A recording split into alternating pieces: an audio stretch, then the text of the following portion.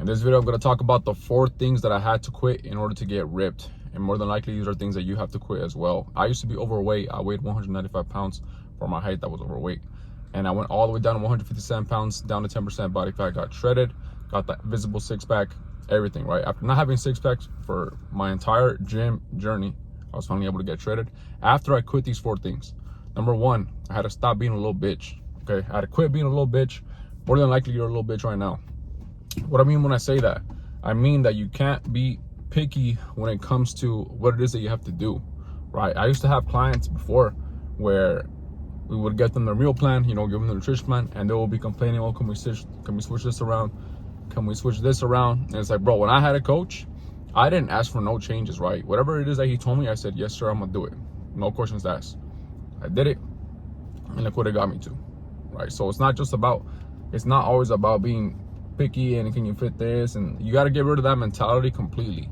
It's whatever it is that's given to you, you're gonna do it, right? Whatever's required, you're gonna do it. So that's the first thing I had to quit. The second thing that you must quit, that I also quit, of course, is eating sugar. This is a very common one. I'm sure you probably heard this online, right? But if you're gonna diet and be on a caloric deficit and you still have sugar, processed sugar, quote unquote, right? Because of course natural sugars you can do, right? Natural sugars from fruits is acceptable, but processed sugars is not acceptable if you're trying to get ripped. You must cut out processed sugars, because sugars will actually hold water, right, in your body. If you're consuming sugar and then you drink a lot of water, of course, you're gonna retain a lot of water. It's gonna make your physique look like bloated, and it's not gonna be accurate, right? It's not gonna be accurate for once you have your bowel movement, you flush out all the water intake that you have, then it's gonna kind of like throw off your progress, right? So in order to get ripped down to that like extreme low body fat level, right, 10%, even lower, you have to cut out sugar in the process, right? In the beginning, if you probably are consuming sugar, yeah, you probably still lose weight, but that's not the whole goal, right? You're not just trying to lose weight, you're trying to look aesthetic. So you have to cut out sugar, okay? The third thing that you must cut out, that you must quit doing, is eating out. Yes, no Chipotle, no Chick-fil-A, no freaking Panda Express, or whatever it is that all these other gym influencers are eating, right, on their freaking Instagram reels or on the TikTok reels, or we're having mukbangs. You see Bradley Martin eating In-N-Out, fucking Christian Guzman, whatever, whoever it is that you watch.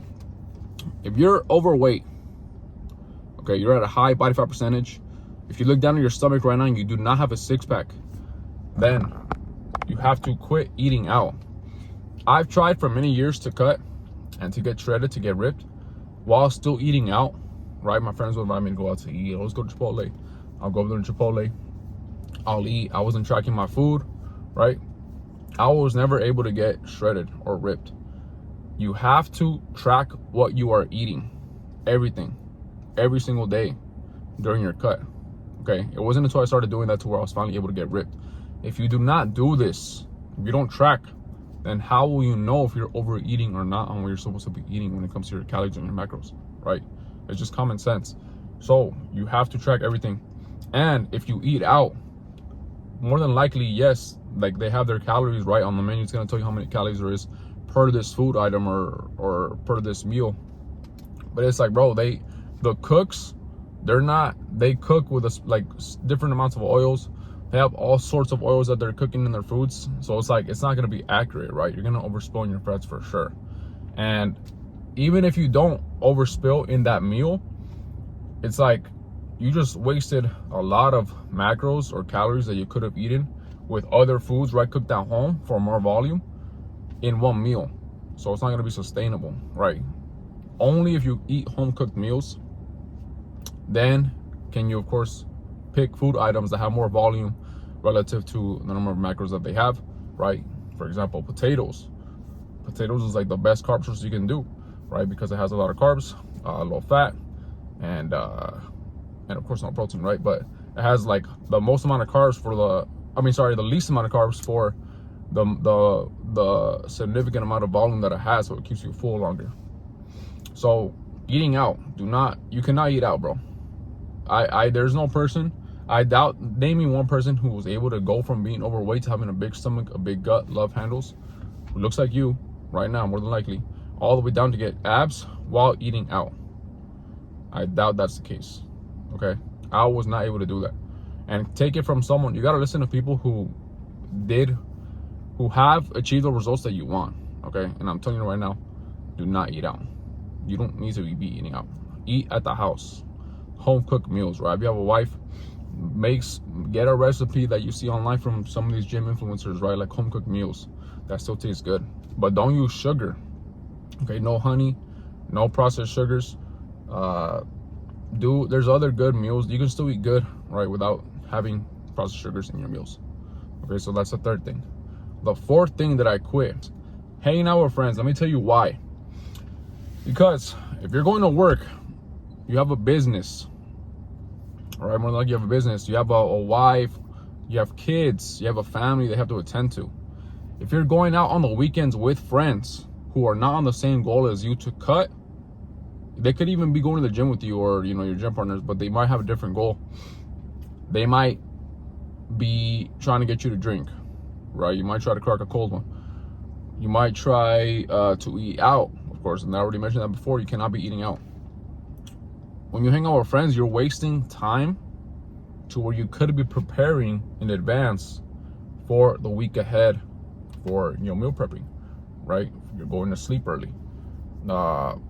There's just so much time you have to dedicate in order to get jacked, right? To get ripped. And that's why it's so rare for someone to be ripped, right? If you go to the gym, how many people have a six-pack? How many people have abs? It's very, very hard to find people who have abs because it takes extreme discipline and extreme dedication. And I guarantee you, if you're hanging out with your friends every single week, right, with the boys, you're not gonna be able to get abs if you are overweight as of right now. Okay, that used to be me. With my friends, bro, we would literally be sat every Saturday. Shout out to my boy Eric, right? We would always hang out at the crib and we would get down, throw on karaoke, have the pistols there, be drinking a lot. And it's like, bro, you're not gonna be able to get ripped if you're doing things like that, because then the next day you're gonna wake up not feeling with good energy. You're gonna wake up late. You're just not gonna be on point, right? So hold off for a season to transform your physique, right? It takes only a season or two to get rid of a physique that you've had for years, that you've built to be out of shape, right? And not proud of yourself to have an ugly looking physique that you've been doing by eating bad for years, by having bad habits for years.